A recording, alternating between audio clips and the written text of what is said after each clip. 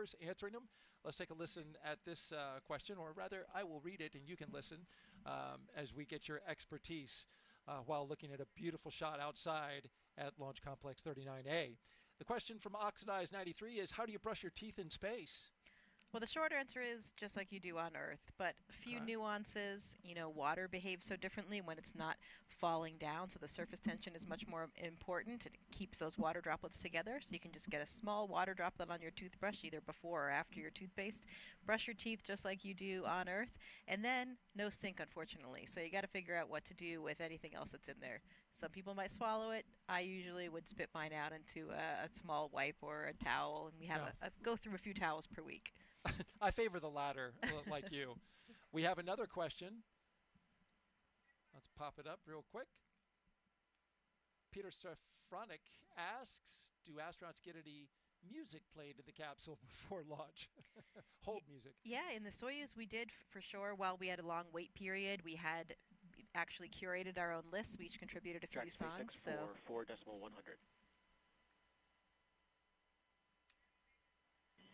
SpaceX starting, go ahead. We are continuing to track the hydraulics issue and will provide an update as we get closer to LES arm. However, at this time, you are go for Section 5. When ready, report go for launch. SpaceX starting, copy 4.100, Section 5 in work. All right, you heard SpaceX update the crew there that they are still working on the hydraulic issue for the clamp arm, building their flight rationale. They'll have an update for them. We'll find out how they're going to proceed forward. But in the meantime, they're moving with the next milestone, getting ready to arm the launch escape system. Let's get out now to Megan Cruz, who is with a special guest at a nearby launch viewing location. Megan? Hey, Daryl and Jessica. Yeah, you might be able to hear the crowd, but I promise you there is a big crowd here just off the camera over here. And they're here on the 5th floor of a nearby building that really gives an incredible view of the launch pad just to the left of me. But yeah, let's introduce you to somebody that we have with us today. You know, there are people across Florida as well as Texas, California, all working the launch. And one of those folks is Mike Ravenscroft. He's with NASA's Commercial Crew Program. And he just stepped off console a few minutes ago to be able to chat with us. It's really great to have you here, Mike. Hello, Megan. I'm glad to be here. Thanks. Appreciate everything. Crew is go for launch. All right, Mike, I know. Copy. Crew is go. Mike, it says crew is go for launch. You know, why don't you talk to us about the issue with the clamp arms that we've been tracking? I think we just heard the decision about that issue with the clamp arms. Yeah, so the team's been really hard at it. The SpaceX and NASA team's working hard on a ground hydraulics issue on the vehicle release system. So they've been actively working this. I think we just heard them talk to the crew and give them a heads up of the issue, and they're still actively working that. This is a concern basically of just how the vehicle is held in place and during release when the vehicle is at liftoff. So teams are actively working that, and hopefully we get resolution soon and can continue on with countdown. And Mike, you know, we just said that you stepped off console. What does that mean to be on console? And yeah, what is your team listening for, especially particularly with this issue that is currently being worked? Yeah, so the team's looking for any issues with respect of how the performance is. They compare it to previous history. Was there anything abnormal from when we had static fire to today? And so they're off actively looking at that data, and between SpaceX and NASA teams discussing if we have a path forward and if we can continue and get resolution. Okay. Well, Mike, why don't we let you get back on console? We know that, again, you're actively working an issue with your teammates there, so we really appreciate you being here. Thank you so much. Thanks, Megan. All right, guys, let us get another update with our SpaceX counterparts and our NASA counterparts over at Hawthorne.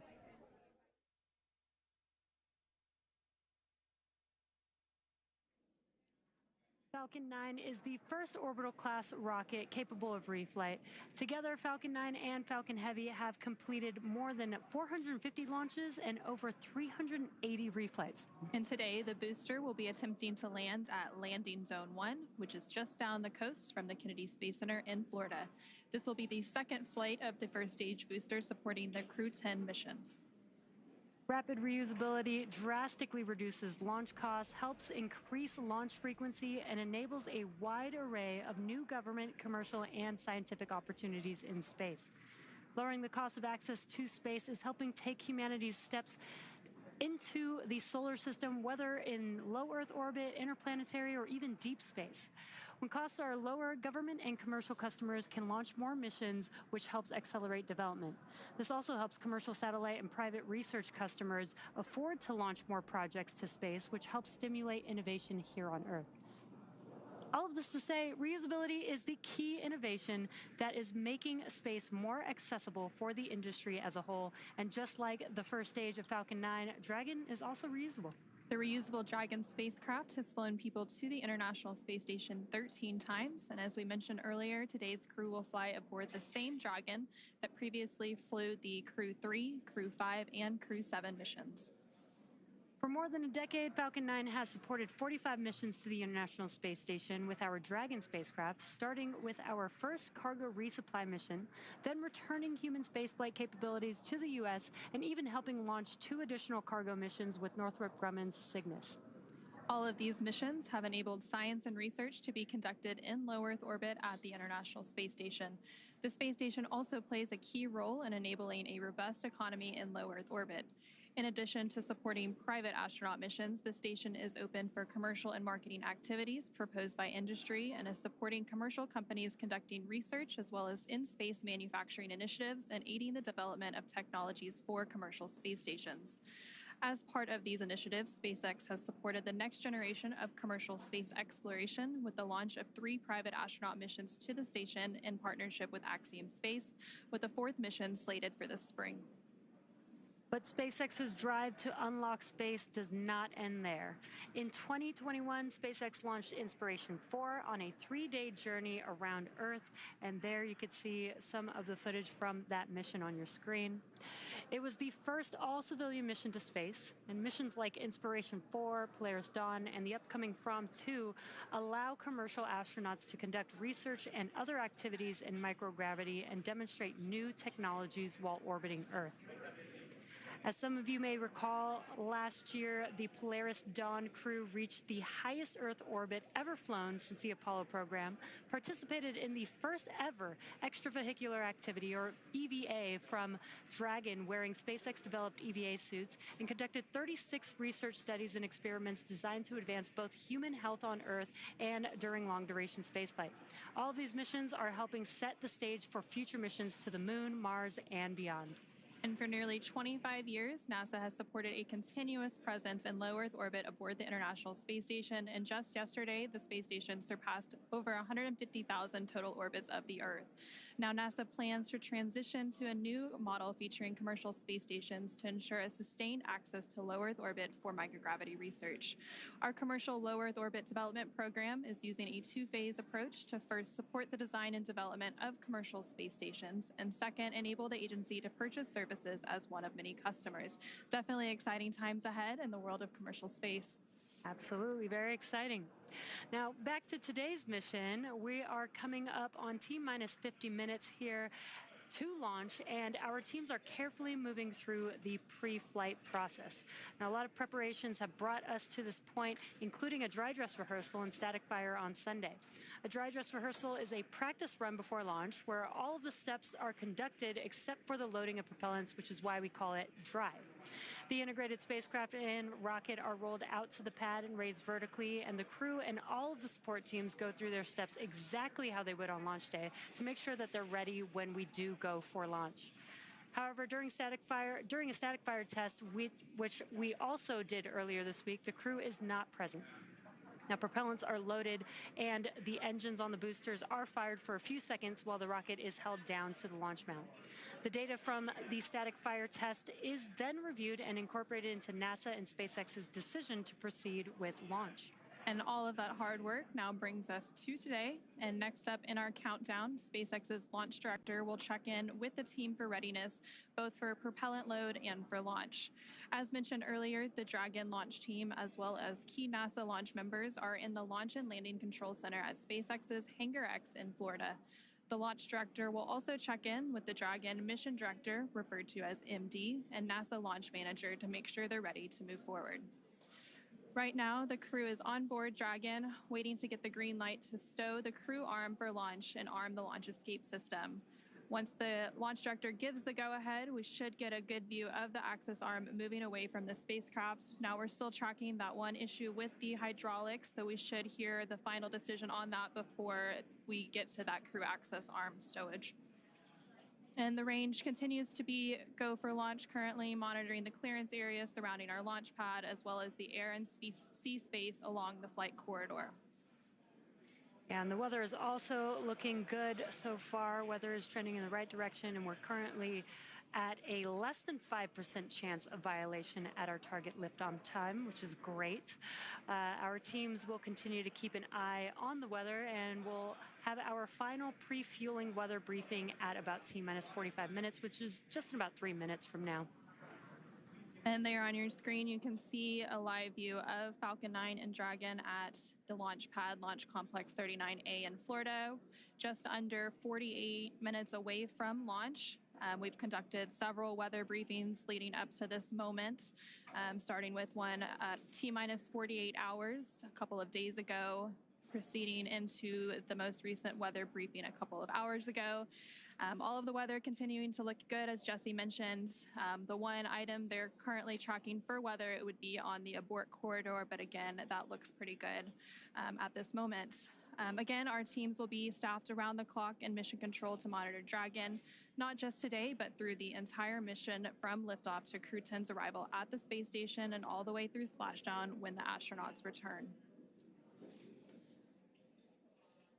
Coming up in about 2 minutes, we should hear that launch director briefing around the T-minus 45-minute mark. And then after that, we should hopefully have a decision on the hydraulic system, whether we are go or not, and if that's been resolved. And then after that, we will see that crew access arm stow to begin around the T-minus 43-minute mark.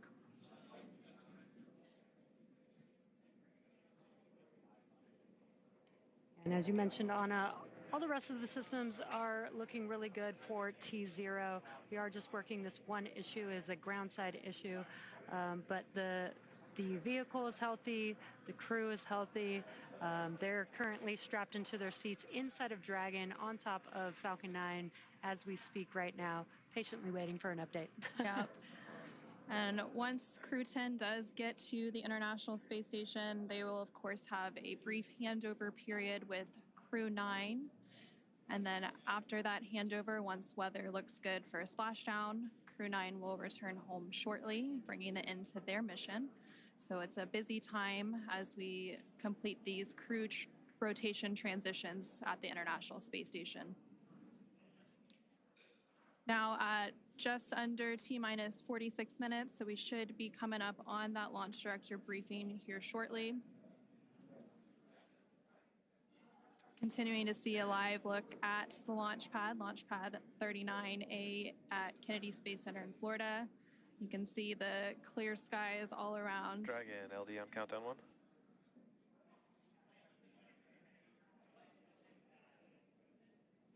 1. LD Dragon, go ahead. Hey, for awareness, team needs a couple more minutes here, wrapping up this hydraulics issue. We'll get back to you in about another 4 minutes or so on the answer. Done, copy, thanks. And a quick update there. Sounds like around the T-minus 41-minute mark, we'll get an update on that hydraulic issue that the teams have been working.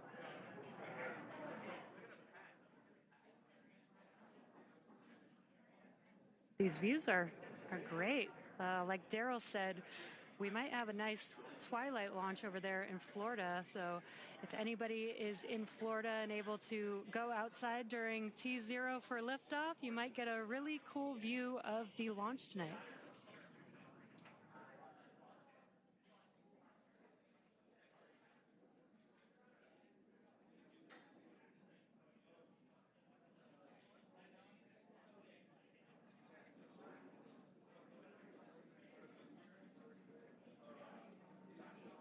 And again, that hydraulics issue that's been mentioned several times here now, the only issue being tracked, it's related to the hydraulics on a clamp arm, and those clamp arms are located on the transporter erector around the second stage of Falcon 9. Dragon, SpaceX, LD on countdown 1. At this time, we are standing down from today to further address hydraulic release data. And launch control is going to pause the clock.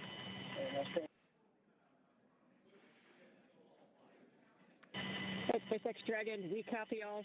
Spaceflight is tough. Humans are tougher. We'll be ready when the equipment is.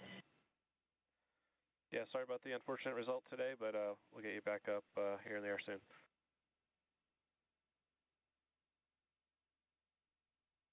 Dragon copies all.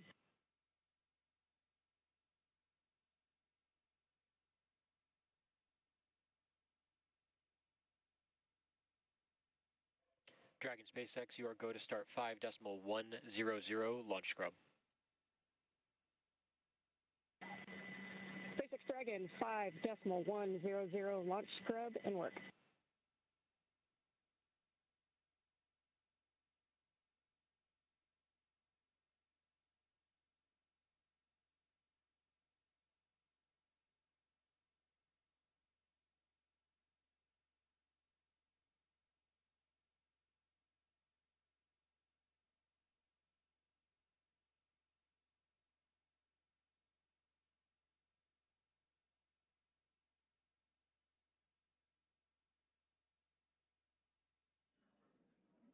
And we did just get that update. Unfortunately, we are scrubbing for today's launch. Unfortunately, due to the hydraulic ground issue that the teams have been working, this will allow the teams to continue to troubleshoot and hopefully fix this issue for the next attempt that we'll have for Crew 10. Yeah, and there's several other attempts this week. We'll see where we end up, but there's another opportunity about 24 hours from now that they could potentially take if that issue is addressed.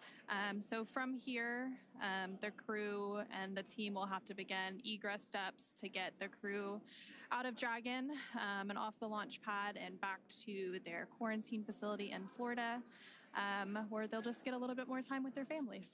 Yeah, and the good part is we have not started loading propellants, so we don't need to offload any propellants. The vehicle is Dragon safe. SpaceX will be in section 3 of 5.100. We'll be there. I expect that you should be standing by in step 3.2. And SpaceX Dragon, copy. We are complete through 3.2, and we can give you 3.3 that we are ready for seat rotation. SpaceX copies.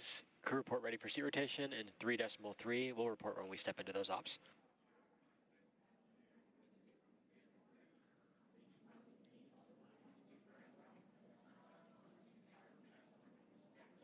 And just some comms between the core and Crew 10. They are preparing for egress. You are going to hear some procedures being called out as they work through that egress procedure. And like we were saying, the crew is safe. The vehicle is safe. It was a ground side issue that they've been working, that the teams have been working.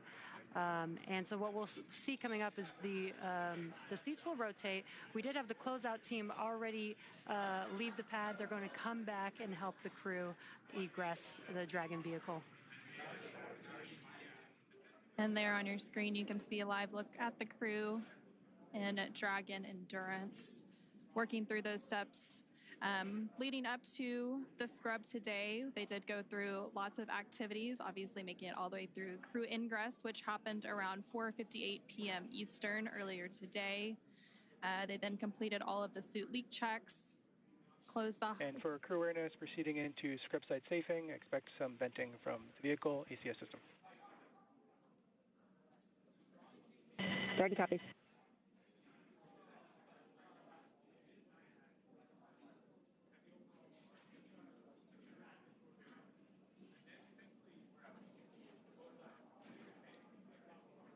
And continuing to hear that comm between the crew operations research engineer from SpaceX and Crew 10 aboard the Dragon Endurance.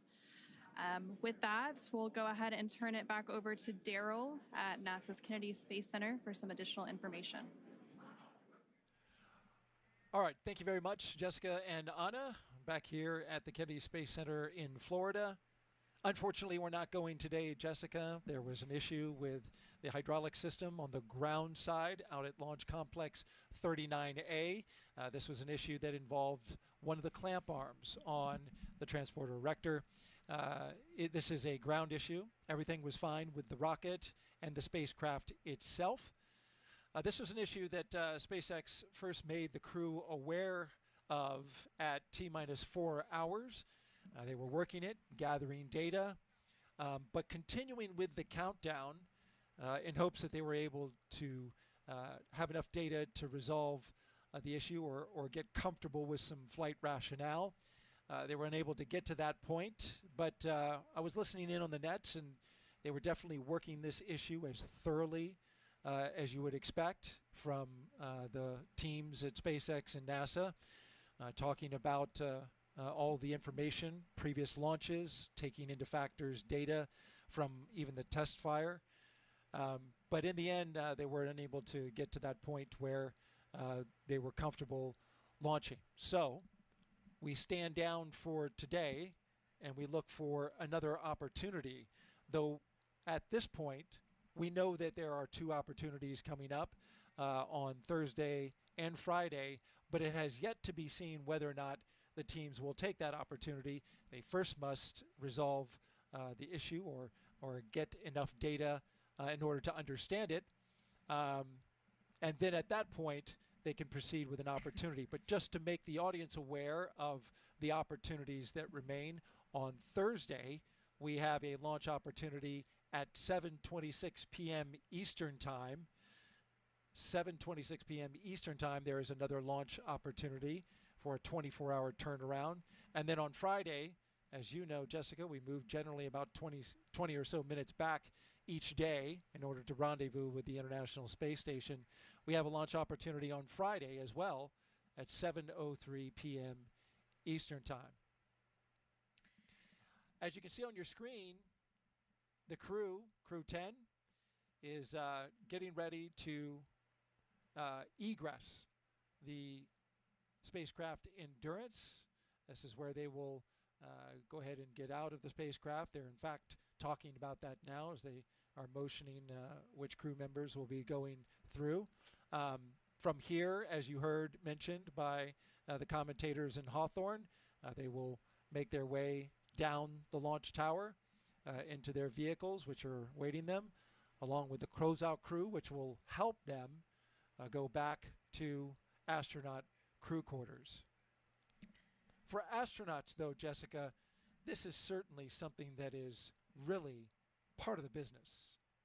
Yeah, absolutely. We talked about it earlier, and flexibility is really the key to everything that we do as astronauts. We know that the plan is always changing, and launch scrubs are definitely a reality that we have seen happen over and over again here on the Space Coast. Way back in the shuttle era, of course, happened frequently too, given maybe a technical issue, maybe a violation of the range, as we talked about with a random boat being in the area. Maybe it was a weather violation, or even any of the contingency sites along the corridor as well. So lots of different reasons to abort.